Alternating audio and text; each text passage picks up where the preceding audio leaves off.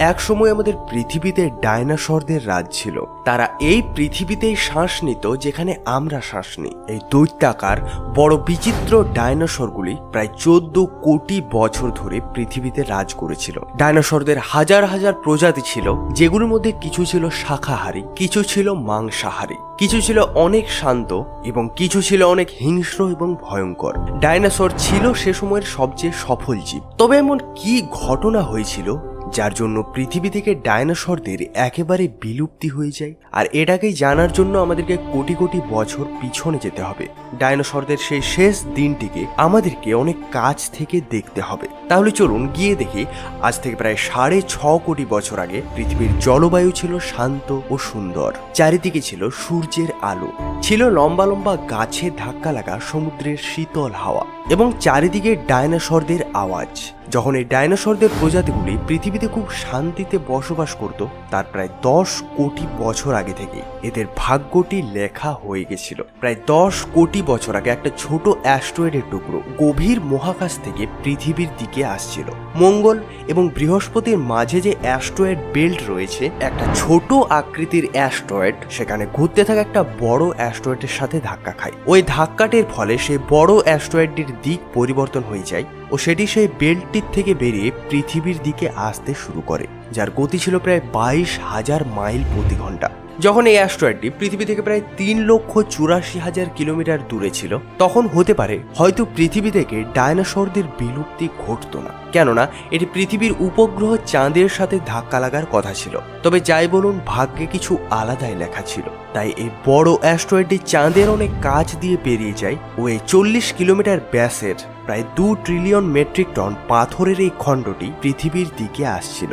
এবং যেই এই অ্যাস্ট্রয়েডটি পৃথিবীর বায়ুমণ্ডলে প্রবেশ করে, তার গতি হয়ে যায় প্রায় 70,000 কিলোমিটার প্রতি ঘন্টা। পৃথিবীর বায়ুমণ্ডলে ঢুকেই এই অ্যাস্ট্রয়েডটি বায়ুর সাথে ঘর্ষণের ফলে আগুনের একটা পিণ্ড হয়ে যায়।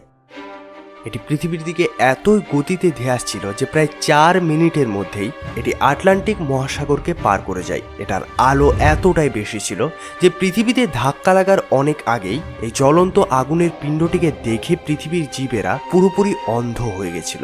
জীবগুলি সেই উল্কাটিকে দেখতে পাচ্ছিল না ঠিকই, তবে তার উষ্ণতাটিকে অনুভব করতে পারছিল এবং মুহূর্তের মধ্যেই এই অ্যাস্ট্রয়েডটি পৃথিবীর সাথে ধাক্কা খায়।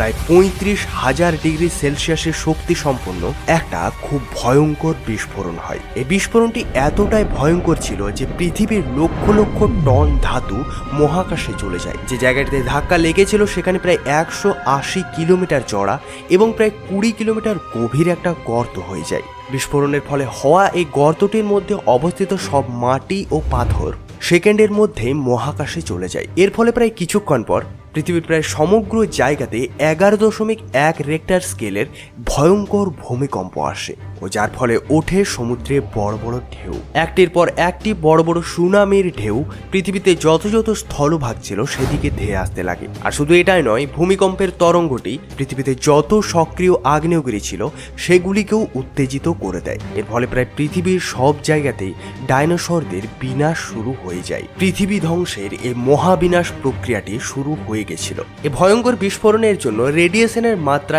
এতটাই বেড়ে যায় যে এই বিস্ফোরণের 800 কিলোমিটার দূর অব্দি যত যত জীব ছিল তারা জ্বলে পুড়ে মরে যায়। এই মহাবিনাশের জন্য আকাশে যেসব প্রাণীগুলো উড়ত তারা তো মাটিতে হওয়া এই বিনাশের থেকে বেঁচে যায়, তবে মহাপ্রলয়ের এটা তো ছিল শুধুমাত্র শুরু।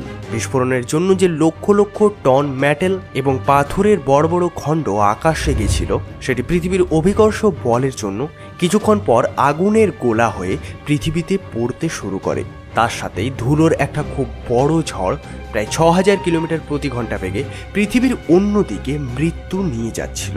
ধুলোর এই দেওয়ালটি ছিল কয়েক কিলোমিটার মোটা, আর যার জন্য এমনকি পৃথিবীতে সূর্যের আলো আসতে পারছিল না।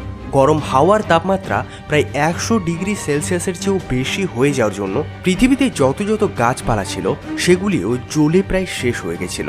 বিস্ফোরণের প্রায় 90 মিনিট পর পৃথিবীর তাপমাত্রা হয়ে যায় 200 ডিগ্রি সেলসিয়াস। তাই যেসব ডায়নোসরগুলি এই বিস্ফোরণের থেকে প্রায় লক্ষ লক্ষ মাইল দূরে ছিল তারাও এই গরমের থেকে বাঁচতে পারে না। এই মহাপ্রলয়ের ফলে পৃথিবীর প্রায় 90% জীব মারা গেছিল এবং পৃথিবীতে যেসব জীবগুলি বেঁচে ছিল তাদের মধ্যে যারা ছোট জীব তারাই এই মহাপ্রলয়ের সাথে মোকাবিলা করতে পেরেছিল। এই মহাপ্রলয়ে লক্ষ লক্ষ জীব মারা যায় ও এর সাথে গাছপালার প্রায় সব ধরনের প্রজাতি মারা গেছিল। তবে যাই হোক, এই প্রলয়টি ডায়নোসরদের জন্য ছিল তো খুবই ভয়ঙ্কর জিনিস, কিন্তু পৃথিবীতে আরও এক ধরনের প্রজাতি ছিল যাদের জন্য ছিল এই প্রলয়টি অনেক লাভদায়ক, আর তারা ছিল ম্যামেলস বা স্তন্যপায়ী। ডায়নোসরদের শেষ একটা নতুন ধরনের প্রজাতির জন্য একটা সোনালী সময়ের শুরু করে দেয়। এই স্তন্যপায়ী প্রাণীরা যেমন তেমন ভাবে তারা এই মহাপ্রলয়টির থেকে বেঁচে যায়। অত্যন্ত গরমের থেকে বাঁচবার জন্য তারা মাটির গভীরতায় বাস করতে লাগিয়ে দেয়, আর বেঁচে থাকার জন্য তারা প্রায় সব ধরনেরই খাবার খেতে শুরু করে দেয়। এই মহাপ্রলয়টির প্রায় শত শত বছর পর পৃথিবী আবার আগের অবস্থায় ফিরতে শুরু করে। মাটিতে আবার নতুন নতুন গাছ জন্মাতে শুরু করে এবং এখন অবধি পৃথিবীতে যে 5% জীব বেঁচে ছিল তারা হাজার হাজার বছরে ধীরে ধীরে বিকশিত হতে শুরু করে। এবং রিসার্চের ফলে জানা গেছে আজ থেকে প্রায় 5.5 কোটি বছর আগে পৃথিবীতে এক নতুন ধরনের বাঁদরের ন্যায় জীব আসে। ওই স্তন্যপায়ী জীবদের ধীরে ধীরে বুদ্ধির বিকাশ হতে শুরু হয়। ধীরে ধীরে পৃথিবীতে এমন ধরনের জীব আসতে শুরু হয় যারা 4 পায়ে নয় বরং 2 পায়ে পৃথিবীতে হাঁটতে পারত। প্রায় 7 কোটি বছর আগে পৃথিবীর জলবায়ু আরও একবার পরিবর্তন হতে শুরু হয় ও পৃথিবীর টেকটনিক প্লেটগুলি নিজের দিক পরিবর্তন করতে শুরু করে। যে টেকটনিক প্লেটের মুভমেন্টের জন্যই পৃথিবীর দুটি বড় বড় মহাদ্বীপ একে অপরের কাছে আসছিল। এটা হচ্ছে সেই ভূভাগটি যেখানে আজকে আমরা বসবাস করি, যেটি এশিয়া মহাদ্বীপের দিকে ধীরে ধীরে এগিয়ে আসছিল। এই দুটি মহাদ্বীপ একে অপরের কাছে আসার জন্য হিমালয়ের মতো বড় বড় পর্বতমালার সৃষ্টি হয় পৃথিবীতে তৈরি হচ্ছিল সেই পর্বতমালাটি যেটাকে আমরা আজকে জানি পৃথিবীর সবচেয়ে বড় পর্বতমালা ও যার মধ্যে রয়েছে পৃথিবীর সর্বোচ্চ শৃঙ্গ মাউন্ট এভারেস্ট। এই পুরো পর্বত শৃঙ্খলাটি এতটাই উঁচু ছিল যে পৃথিবীতে জলবায়ুর পরিবর্তন হতে শুরু করে, পৃথিবী ধীরে ধীরে ঠান্ডা হতে শুরু করে এবং এই পর্বত শৃঙ্খলাগুলির ওপরের বরফগুলি ধীরে ধীরে গলে বিভিন্ন নদীতে পরিণত হতে শুরু করে। এই নদীগুলি হচ্ছে সেগুলি যেগুলির জন্যই আজকে আমরা প্রায় সবাই বেঁচে আছি। আজ থেকে প্রায় 3 কোটি বছর আগে বড় বড় ঘাসের ময়দান নিজের রূপ পায় ও তারপর যেখানে সেখানে গভীর জঙ্গল জন্ম নিতে শুরু করে। পৃথিবীতে বিভিন্ন নতুন ধরনের প্রজাতি আসতে শুরু করে যারা গভীর জঙ্গল এবং খোলা ময়দানে থাকতে সক্ষম ছিল। এগুলির মধ্যেই অন্যান্য সব জীবকে খেতে পারে এই ধরনের জীব বিকশিত হতে শুরু হয়। আজ থেকে প্রায় 1 কোটি বছর আগে পৃথিবী এমনই রূপ নিতে শুরু করে যে রূপটিকে আজকে আমরা দেখতে পাচ্ছি। পৃথিবীর পরিবেশ প্রায় সব দিক থেকেই আজকের মতো হয়ে গেছিল ও সমগ্র বিশ্বে যতগুলি মহাদ্বীপ রয়েছে সেগুলিও প্রায় আজকের মতো রূপ পেয়ে গেছিল। তবে যাই হোক, পরিস্থিতি আবার পরিবর্তন হতে শুরু হয় টেকটনিক প্লেটের মুভমেন্টের জন্য এবং আফ্রিকার পূর্ব দিকে এক নতুন পর্বত শৃঙ্খলার সৃষ্টি হয়। এই পর্বত শৃঙ্খলাটির নাম ছিল ইস্ট আফ্রিকান রিফট ভ্যালি। ওই পর্বত শৃঙ্খলাটির জন্যই এখানে বৃষ্টি হওয়া বন্ধ হয়ে যায় ও পুরো জায়গাটি মরুভূমিতে পরিণত হয়ে যায়। রিসার্চের ফলে জানা গেছে সে সময় এই জঙ্গলেই দ্য গ্রেট এপস বসবাস করত, যারা হচ্ছে আমাদের অনেক দূরের পূর্বপুরুষ। এদেরকে বলা হয় পিরোলা পিথেকাস বা পিরোলা। এরা মূলত গাছে থাকতো ও ফলমূল খেয়ে বাঁচত। শরীরের ওজন বেশি হওয়ার জন্য এরা ঝাঁপ দিয়ে এক গাছ থেকে তো অন্য গাছে যেতে পারতো না, তবে কখনো কখনো 2 পায়ে হাঁটতেও পারত। আগে গিয়ে এই গ্রেট এপস জলবায়ুর পরিবর্তনের জন্য নিজেদেরকেও পরিবর্তন করে নেয় ও ধীরে ধীরে চিম্প্যাঞ্জি এবং গরিলাতে পরিণত হয়ে যায় ও তখন থেকে ধীরে ধীরে তাদের রূপ মানুষের মতো পেতে শুরু হয়। সমগ্র আফ্রিকা মহাদ্বীপটিতে এই ধরনের প্রাণী তখন বসবাস করত। যেহেতু বৃষ্টি বন্ধ হয়ে গেছিল তাই এখানকার জঙ্গলগুলি তো মারা গেছিলই, আর এটার সবচেয়ে বড় প্রভাব পড়েছিল এই জীবগুলির ওপরেই। খাবার দাবারের সমস্যা অনেক বেড়ে যায়, তাই এরা গাছের থেকে নেমে মাটিতে এসে নিজেদের খাবারের সন্ধানে বেরিয়ে যায়। এদেরকে বলা হয় আমাদের পূর্বপুরুষ, যারা মাটিতে সবার প্রথমে পা রেখেছিল। আপনি বলতে পারেন এদের জন্যই মানুষ আজকে চাঁদে পা রেখেছে। মস্তিষ্কের আকৃতি তো অনেক ছোট ছিল ও শরীরটি লম্বায় ছিল প্রায় 4 ফিট। অনেক হাজার হাজার বছরের বিকাশক্রমে হাঁটতে হাঁটতে এরা দুটি পায়েই এক জায়গা থেকে অন্য জায়গায় যাওয়া শুরু করে এবং এদের মস্তিষ্ক ধীরে ধীরে বৃদ্ধি পেতে শুরু হয়। এখন এরা সোজা হয়ে দাঁড়িয়ে দূর দূর অবধি নজর রাখতে পারত। সময়ের সাথে সাথে বিকাশ প্রক্রিয়া চলতে থাকে ও আমাদের পূর্বপুরুষ ধীরে ধীরে বিকশিত হতে শুরু হয়।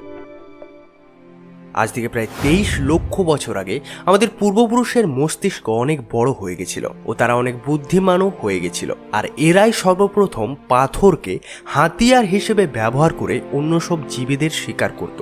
এই হাতিয়ারের মাধ্যমে তারা এমন অনেক ধরনেরই কাজ করতে পারত যেগুলি এর আগে কোনোদিন কেউ করেনি। পাথরের ব্যবহারের ফলে আমাদের হাতের আঙুলগুলি মজবুত হতে শুরু করে ও ধীরে ধীরে আরো ভালোভাবে আমরা আমাদের আঙুলগুলিকে ব্যবহার করতে শিখে যাই। আমাদের পূর্বপুরুষেরা বড় বড় জীবদের শিকার করতে শুরু করে ও ধীরে ধীরে তারা আগুনের ওপরও কাবু করতে শিখে যায়। এই আগুনের খোঁজটি ছিল মানবজাতির জন্য সবচেয়ে বড় খোঁজ, কেননা এই আগুন মানুষকে ঠান্ডার সময় গরম রাখত, রাতের বেলায় আলো দিত ও অন্যান্য সব জীবজন্তুদের থেকে বাঁচার জন্য তাদের সাহায্য করত।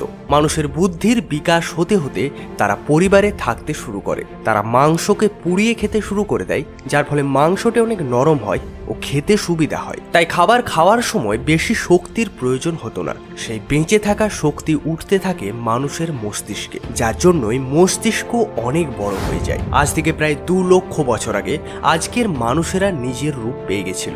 মানুষের গলার কণ্ঠস্বরের জন্য আমাদের ভোকাল কর্ডসও ডেভেলপ হয়ে যায়, যার জন্য আমরা বিভিন্ন ধরনের জটিল আওয়াজ বের করতে পারতাম ও একে অপরের সাথে ইশারায় কথাও বলতে পারতাম। আর এই কথা বলার বিকাশক্রমটি এতটাই গুরুত্বপূর্ণ ছিল, যার জন্যই আজকের আমরা মানুষেরা তৈরি হয়েছি।